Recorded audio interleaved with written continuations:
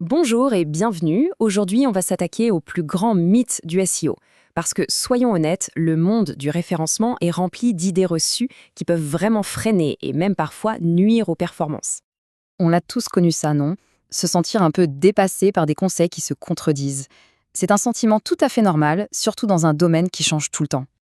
L'objectif aujourd'hui est donc très simple. On va faire un grand ménage dans toutes ces croyances un peu vieillottes pour se concentrer sur ce qui marche vraiment en SEO aujourd'hui.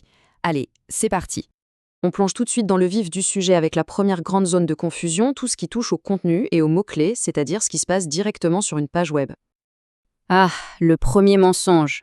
Et peut-être le plus tenace, le fameux bourrage de mots-clés. L'époque où l'on pensait qu'il fallait répéter à l'infini le même mot pour être bien classé, eh bien elle est révolue, totalement dépassée. Aujourd'hui, Google comprend les synonymes, le contexte, un contenu qui est riche et qui sonne naturel sera toujours plus performant. On entend souvent dire qu'il faut publier sans arrêt pour exister. En fait, c'est faux. La qualité l'emporte de loin sur la quantité. Regardez l'exemple de Shopify, il est super parlant. Ils ont augmenté leur visibilité de 45% juste en mettant à jour leurs anciens articles. Une bonne stratégie de recyclage de contenu, c'est souvent bien plus payant. Alors là, c'est une nuance vraiment importante. Est-ce que la métadescription a un impact direct sur le classement? La réponse est non. Google l'a confirmé. Mais son rôle est indirect et il est essentiel. Pourquoi? Parce qu'une bonne description, ça donne envie de cliquer. Et un bon taux de clic, le fameux CTR, ça, c'est un signal très positif qu'on envoie à Google. Le but, c'est donc de séduire l'humain, pas l'algorithme. Donc, si on résume cette première partie, la base saine, c'est quoi? C'est d'utiliser un vocabulaire varié, de privilégier un contenu de très haute qualité qui apporte une vraie plus-value et de rédiger des métadescriptions qui donnent envie de cliquer, tout simplement. Allez, on passe à ce qui se passe en dehors du site. Les fameux backlinks, les réseaux sociaux. Là aussi, croyez-moi, les mythes ont la vie dure.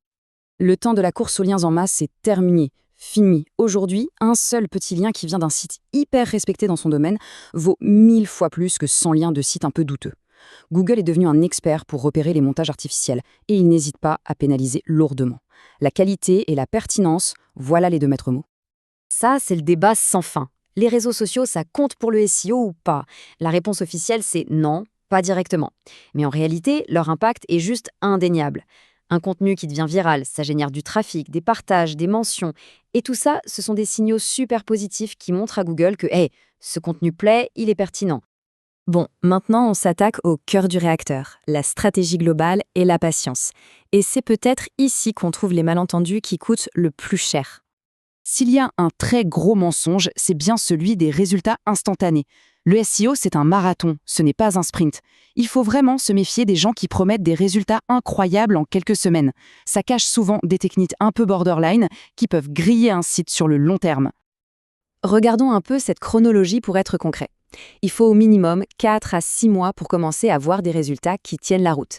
Et pour qu'une stratégie solide atteigne vraiment son plein potentiel, on parle plutôt de 6 à 12 mois. C'est le temps qu'il faut pour que Google puisse explorer, indexer et surtout évaluer la qualité du travail qui a été fait. Le SEO technique, on le voit souvent comme un truc de spécialiste, un peu secondaire. Grosse erreur. C'est la fondation de la maison. On peut avoir le contenu le plus génial du monde, si le site est lent, s'il est mal structuré, s'il ne marche pas sur mobile, ses performances seront plombées, c'est garanti. Et ce chiffre, il parle de lui-même. Les sites qui se chargent vite ont un taux de rebond 35% plus bas que les sites lents. La vitesse, ce n'est pas un luxe, c'est une nécessité absolue, pour ne pas perdre ses visiteurs à la seconde où ils arrivent. On entend tout le temps, il faut optimiser pour Google. En fait, l'approche moderne est beaucoup plus simple et bien plus efficace. Il faut optimiser pour l'utilisateur, c'est tout. Si on se concentre sur la satisfaction du visiteur, sur la clarté, sur une bonne expérience, on fait d'une pierre deux coups, on optimise pour tous les moteurs de recherche en même temps. Ok, maintenant qu'on a fait le tour de tous ces mythes, la grande question c'est comment on fait? Comment est-ce qu'on construit une stratégie qui soit à la fois solide et durable? Passons de la théorie à la pratique. Voici à quoi ressemble une approche SEO moderne, une approche qui est à la fois efficace et qui tient la route sur le long terme. Le plus important, c'est d'avoir une démarche rigoureuse. D'abord, se former en continu, en suivant des sources fiables, comme celle de Google. Ensuite, toujours tester les nouvelles idées à petite échelle avant de tout chambouler. Troisièmement, mesurer l'impact avec des vraies données, pas juste des impressions.